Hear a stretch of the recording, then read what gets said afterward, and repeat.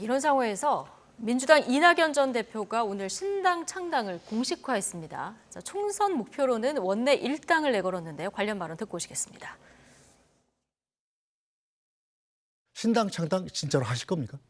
예, 대한민국 큰일 났다. 이 정치 때문에 더 큰일 났다. 이렇게 절망하시는 국민들께 작은 희망이나마 드리고 말동무라도 되드리겠다. 이 방향은 확실합니다. 민주당이 아주 큰 변화가 없다면 다음 총선에선 결과가 어떨 거라고 예측하시나요? 제 3의 신당이 얼마나 약진할 것이냐가 제일 큰 변수일 거고요. 이낙연 신당은 그럼 만약에 만들면 몇 석이나 얻을 거로 생각하십니까? 욕심대로라면 제1당 돼야죠. 그래서 지금 혼란에 빠진 대한민국의 대안이 될 수 있다는 것이 최상이라고 생각합니다.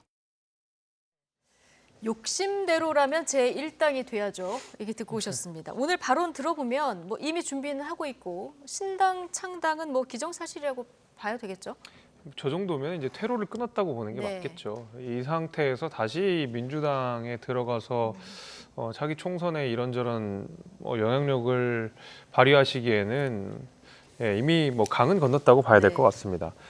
당연히 이제 이낙연 전 대표 입장에서는 억울할 것 같아요. 왜냐하면 민주당에서 굉장히 존경해야 하는 그리고 상징적인 인물인 문재인 대통령 그 5년간의 임기 동안 높은 지지율을 같이 함께 했었던 최장수 총리가 바로 이낙연 전 대표고요. 그 이후에 21대 총선 거의 180석이라고 하는 전례 없는 막대한 의석수를 얻는 가운데서 주도적인 역할을 했던 분인 것도 사실입니다. 그런데 어느 순간 이재명 대표가 당 대표가 된 순간 그 전에 거슬러 올라가서는 이재명 대표가 당의 대선 후보가 된 순간 어느 순간 갑자기 역적처럼 돼버린 거거든요. 때로는 누군가는 매국노라는 표현까지 쓰고 배신자라는 표현까지 쓰는 상황입니다.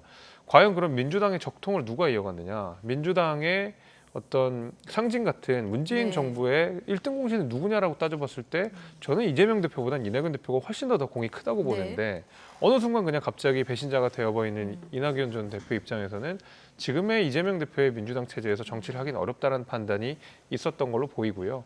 본인 남은 정치적 행보라고 하면 대통령밖에 없습니다. 총리, 도지사, 국회의원 다 해봤기 때문에 저는 그런 의미에서라도 본인 어떤 정치적인 운명을 걸고 신당으로 도전을 해서 대통령 후보로 나아갈 것이 아닌가라고 저는 개인적으로 추측이 좀 됩니다.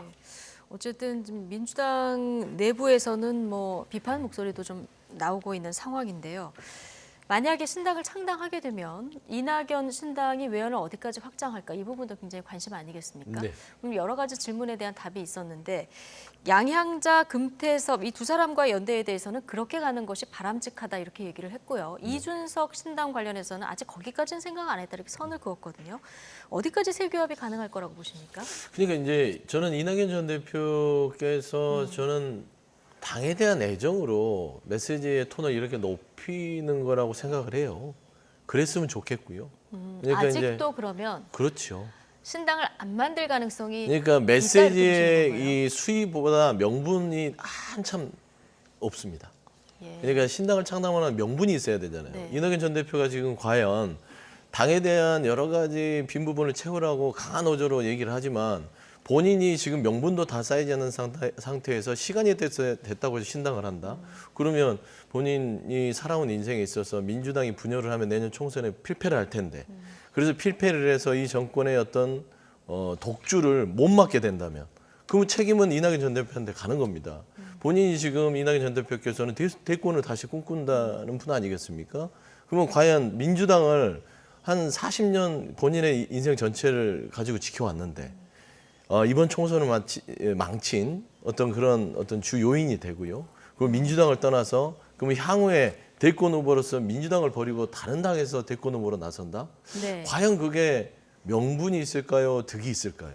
저는 그런 모든 함수를 계산했을 때는요. 지금 이낙연 전 대표의 메시지 수위는 높긴 하지만 아직까지 신당으로 가기까지의 어떤 필요 충분 조건들이 다 차진 않았다. 그래서 저는 일단 이런 부분에 있어서 이해는 되나 이재명 지도부에서도 이런 발언에 있어서 좀 생각할 시간을 줘야지요. 그러니까 지금 막 이렇게 몰아친다고 해서 되는 건 아니고요. 통합하지 않으면 민주당이 내년 총선에서 쉽지 않습니다. 그런데 분열을 한다? 그렇다면 지금 이낙연 전 대표가 얘기하는 이 윤석열 정부의 국정 운영의 대한민국의 위기 상태. 네. 이걸 어떻게 막을 거예요? 대한민국에 그냥 말동무만 해주고 끝날 겁니까? 국민들의? 그건 아니잖아요. 예. 그런 의미에서는 아직 명분이 좀 부족하다는 점에서는 조금 더 시간을 좀 가지고 톤 다운을 하셨으면 좋겠다 생각합니다. 네, 아직도 이제 당에 남아주시길 기대하는 이런 마음을 얘기를 해주셨는데, 자 이준석 전 대표는 이낙연 전 대표는 조금 전에 이제 선을 그었습니다만은 이낙연 전 대표와의 연대 가능성을 좀 열어놓는 이런 분위기인 것 같고요. 그리고 신당 창당 가능성 최근 나오는 발언들이 더 높아진 걸 보면 신당 창당으로 갈 것 같다는 분석이 뭐 지배적인 것 같습니다. 자 그런데 금태섭 유호정 공동 신당과는 또 선을 긋는 발언도 나오는 것 같고, 만약에 신당을 만든다면 이준석 전 대표의 신당이 어디까지 또 이 사람을 끌어모을 수 있을지 이 부분도 관심입니다.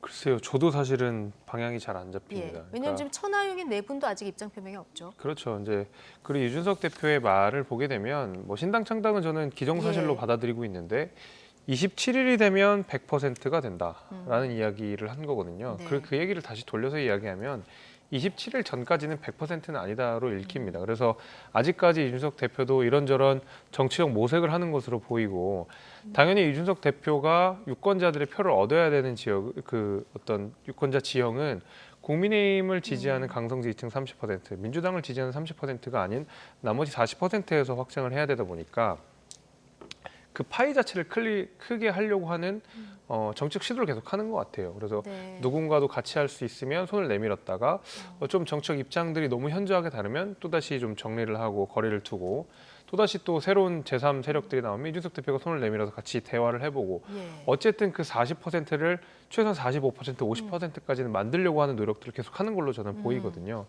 그러나 이제 금태섭 유호정의 제3 신당과 같이 할 수 없는 이유는 이준석 대표가 강하게 주장했던 어떤 페미니즘 이슈와 있어서는 정반대, 대척점에 있는 어떤 세력들이기 때문에 이준석 대표가 금태섭 신당과 손을 잡으면 그 스스로가 자기 모순이 됩니다. 그래서 오히려 표를 반감시킬 수 있는 이준석 대표의 핵심 지지층들을 이탈하게 할 수 있는 가능성들이 있기 때문에 거기에는 결정적으로 선을 그은 것으로 보고요.